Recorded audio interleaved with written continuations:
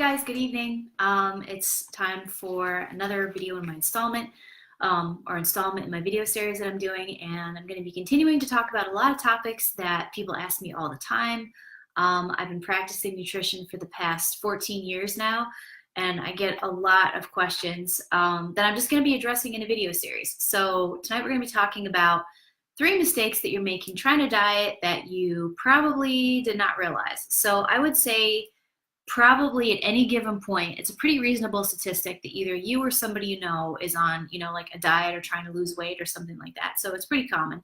And there's a lot of things that I think people do without realizing it that can compromise their progress. So I'm just going to go through 3 really quick reasons. So the first thing that can really sabotage people is they decide they're going to go on a diet and they cut out way too much way too soon, and their diet is absolutely miserable, so they're either on again or off again. So when you cut out too much, especially from a caloric standpoint, you can set yourself up for being extraordinarily hungry at the end of the day. You'll literally eat anything not nailed down, and your hunger will just go through the roof because you cut out way too much too fast. So you cut out too many foods that you actually enjoy, so you don't need to be suffering on like fish and lettuce or anything like that. You just need to clean up your choices in a way that are going to complement the goals that you're trying to achieve. And that's going to be different for everybody.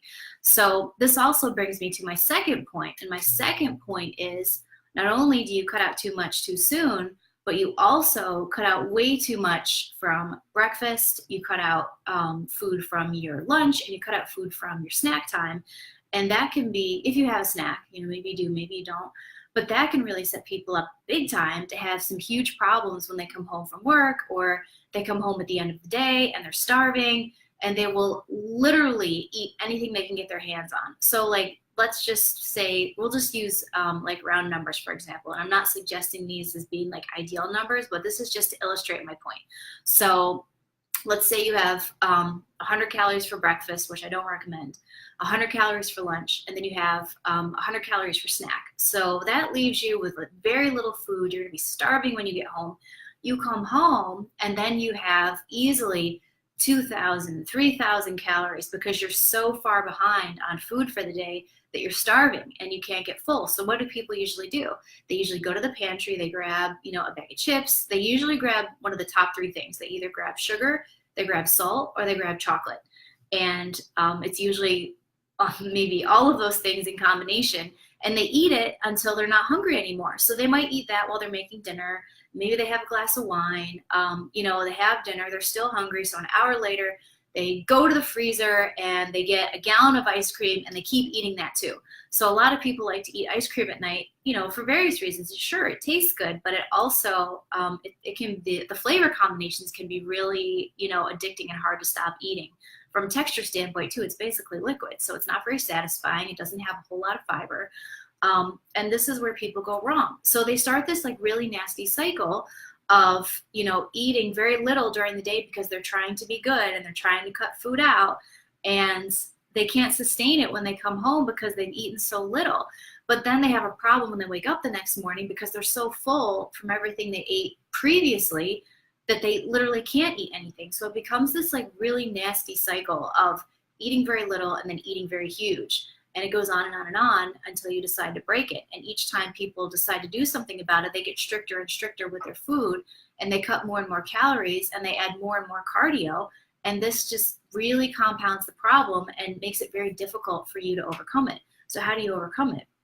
You just have to decide that, or at least recognize that maybe your meals are too small. So, breakfast really wouldn't necessarily be the meal that you're going to be cutting all of your calories out of necessarily. I think eating breakfast whenever you choose to eat it is going to be helpful for you. And I just have to put a disclaimer out there, because I've literally talked to 3 clients today that have said, ever since I started eating breakfast at this later time, I feel better. So that's another consideration too. You don't have to eat the second you get up. You can delay it a little bit. There's a lot of factors that go into that, but this is just such a general example. It's hard for me to give advice generally because everyone's going to be different on this. So this brings me to another point. So because of all of these things that can happen, you're eating very little, you're eating a ton, you cut out too much stuff, you're totally unable to stay consistent on it. So you end up with this yo-yo dieting situation where you're on your diet, for a couple days, things are going really well, and then you go off your diet because it's not fun anymore and you're starving, and your food is boring. So you get this yo-yo thing going on. So many people will say to me, like, I've been dieting for like months and nothing has changed. But then when you ask the right questions, you find out that they haven't really been totally dieting.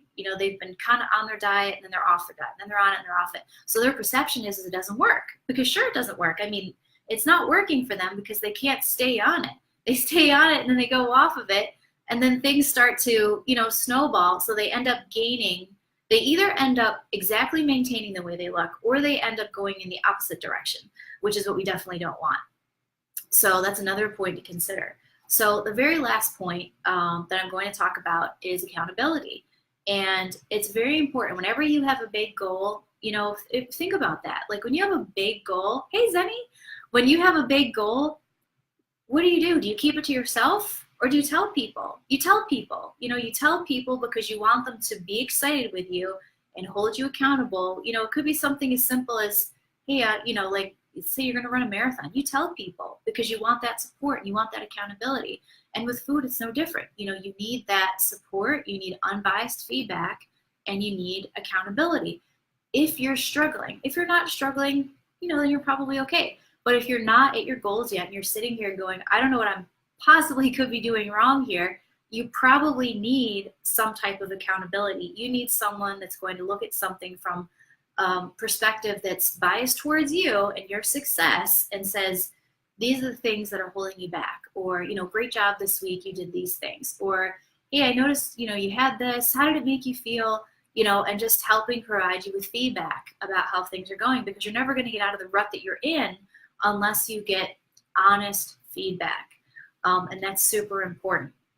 So those are the three top reasons. Some of this may sound familiar to some of you. Some of it, maybe it doesn't. Maybe you've been very successful. But if any of this really resonates with you, then it's probably time for a change. And it's never too late to make a change to the way you're eating. You can literally make a change by your next meal. Literally, your very next meal could be that meal that gets you back on track again. So, don't look at it like as I'm never going to mess up or I have to be perfect all the time. It's forward motion followed by a lot of analysis of, did this work? Did this not work? So I think that we can be perfectionists sometimes and think like, because I didn't do this perfectly, I should just stop and give up. And it's the whole analogy, I'm sure you've heard, where you drop your cell phone. Do you drop your cell phone in a puddle and pick it up and dry it off? Or do you drop your cell phone in a puddle and then do you put it behind your car and run it over? It's similar thing with food. People think all the time like, oh, I messed this meal up. It doesn't matter. I'm just going to have like chips and pizza for dinner and start over tomorrow. You can stop at any time. I mean, just because you have one off meal, it doesn't mean that you have to, bag the whole day. You could just get right back on with your next meal. Don't worry about it. Don't beat yourself up about it. And just take the feelings that you're feeling as good data and move on and see, hey, this worked. Hey, this definitely didn't work. And that's how a successful lifestyle change occurs and get you off of a dieting roller coaster, because diets don't work in the long term. They're very temporary, but a lifestyle change will prevent you from ever having to quote unquote diet ever again. So that's really what that's all about. That's what I teach all my clients. So, the people that I work with, maybe they want to lose anywhere from 10 to 115 pounds. And it's all going to boil down to a similar mentality of, this is a lifestyle change, and these are the habits that I'm going to put into place, so I can be successful, so, for the long term, so that I'm not, yo-yo dieting like I talked about in the very beginning. Some people have special needs with their food. I can talk about that in a whole other post, but the bottom line is it has to be sustainable. It can't be too extreme, and you must have some sort of accountability if you're not getting to where you want to be. So I thank you again for joining me tonight. If you found this post or this live helpful, please feel free to share. I do appreciate it. And stay tuned. I'm going to be continuing to go live with these series for about the next week or so. Anytime between 6 and 7 o'clock, you can find me here. And I hope you all have a great night.